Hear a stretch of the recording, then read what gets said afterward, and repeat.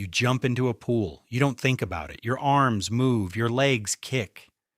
Somewhere deep in your body, something ancient takes over. But the real answer to how you learned this is far stranger than a childhood lesson. Swimming feels natural. It isn't. Humans are not built like fish. You have no fins, no gills, no sleek tail to push you through water. And yet almost every human culture on Earth, separated by oceans and mountains and thousands of years, figured out how to move through water on their own. How? Start with your body. Your lungs act like a built-in flotation device. Fill them with air and your chest becomes buoyant. This is not an accident of evolution built for water. It is a leftover trait that turned out to be useful. Anthropologist Erica Chagate has spent years studying what she calls the human diving response. Your heart rate slows the moment your face touches cold water. Blood moves away from your limbs and toward your core organs. Your body, without any training at all, prepares itself to survive underwater. Why would evolution build that in? Nobody fully agrees, but the pattern is too consistent to ignore. Some researchers point to something called the aquatic ape hypothesis. It suggests that early hominins spent a portion of their evolutionary history foraging in shallow water, wading for shellfish, roots, and fish along rivers and coastlines. The idea is controversial. Most mainstream anthropologists reject it as a full explanation for human evolution. But even critics admit that early humans almost certainly used water environments far more than modern life suggests. Here is what is not controversial. Archaeological evidence shows humans exploiting coastal and riverine food sources going back over 100,000 years. Sites like Pinnacle Point in South Africa reveal shellfish remains dating back roughly 164,000 years, studied extensively by archaeologist Curtis Marian. These are not people who avoided water. These are people who lived beside it, who ate from it, who almost certainly waded into it daily. Waded, not swam. That distinction matters. Wading is not swimming, but it is the first step toward it. Imagine a group of early humans standing at the edge of a river. The current pulls at their ankles. A fish moves past. Someone reaches for it and loses their footing. For a moment, the ground disappears beneath them. What happens next is not a lesson. It is instinct meeting necessity. Your body has a reflex that most people never notice. It's called the mammalian dive reflex. Newborn infants, before they are ever taught, will briefly hold their breath and paddle when submerged. Researchers studying infant reflexes, including work built on the foundational studies of pediatric researcher Myrtle McGraw in the 1930s, found that babies exhibit rhythmic limb movements in water almost immediately after birth. This reflex fades by around 6 months, but its existence tells you something important. The capacity for water movement isn't something you build from nothing. It's something buried in you from birth. So the first humans to move through deep water were not inventing swimming from scratch. They were rediscovering an instinct their bodies already carried. But instinct alone doesn't make a skilled swimmer. Technique does. And that had to be learned, watched, copied, and passed down.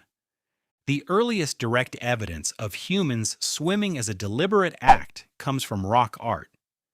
In the Cave of Swimmers, located in the Gilf Kebir Plateau of southwestern Egypt, prehistoric paintings dated to roughly 10,000 years ago show human figures in horizontal, limb-extended poses that many archaeologists interpret as swimming motions.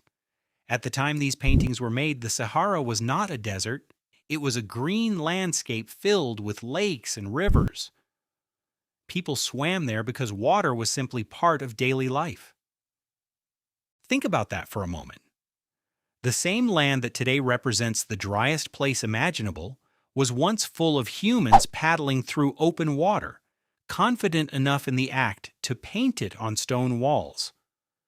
By the time you reach ancient civilizations with written records, swimming shows up everywhere. Egyptian hieroglyphs from around 2500 BCE depict swimming strokes resembling a primitive front crawl.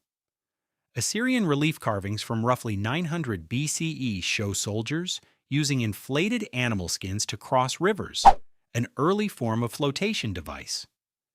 The ancient Greeks considered swimming so fundamental to a functioning adult that being unable to swim or read was used as an insult for someone considered uneducated. Why did swimming matter so much to early societies? Because water was never just a place to play, it was a highway, a hunting ground, a boundary between safety and danger. Groups that could cross rivers could reach new food sources. Groups that could dive could gather shellfish, sponges, or pearls. Groups that could not swim were limited by every body of water they encountered. There's a darker layer to this history, too. Not everyone had equal access to water, and that shaped who developed swimming skill and who didn't. Historian Kevin Dawson has documented how West African coastal communities developed remarkably advanced swimming and diving traditions long before European contact, skills that were often erased or overlooked in later historical accounts. Meanwhile, in medieval Europe, swimming largely declined in popularity for centuries, partly due to fears about disease linked to bathing. Skill in water was never universal. It rose and fell with culture, geography, and circumstance. So how did any of this become the swimming you know today? For most of human history, swimming was taught the same way most skills were taught: watching, imitating, practicing near water your whole life because water was simply where you lived. Children raised near rivers or coastlines picked it up the way modern children learn to walk on uneven ground, not through formal lessons, but through sheer repeated exposure. Formal swimming instruction is actually a relatively recent invention. Organized swimming lessons and competitive strokes like the front crawl only became widely systematized in the 1800s, when swimmers in England began studying techniques used by indigenous swimmers in the Americas and Pacific Islands, whose efficient overhand strokes outperformed the breaststroke that had dominated European swimming for centuries. In other words, modern competitive swimming technique wasn't invented in a lab. It was borrowed from cultures that had never stopped swimming the way ancient humans always had. This is the strange twist at the center of the story. You assume swimming is something civilization refined over time, a skill that got better and more advanced the further you moved from your ancestors. But it's closer to the opposite. The most efficient human swimming techniques were preserved by cultures who stayed closest to the water, while cultures that drifted away from it had to relearn what their own ancestors already knew. Your body still carries the proof, that instinctive breath hold, that slowed heartbeat the moment cold water hits your face. That is not modern training. That is a signal from deep in your evolutionary past, a reminder that your relationship with water is older than any pool, older than any lesson, older than recorded history itself. So the next time you jump into water and your body simply knows what to do, understand what's actually happening. You're not performing a modern skill. You're activating something your ancestors carried through thousands of generations, waded through in shallow rivers, painted onto cave walls, and passed down long before anyone ever called it a lesson.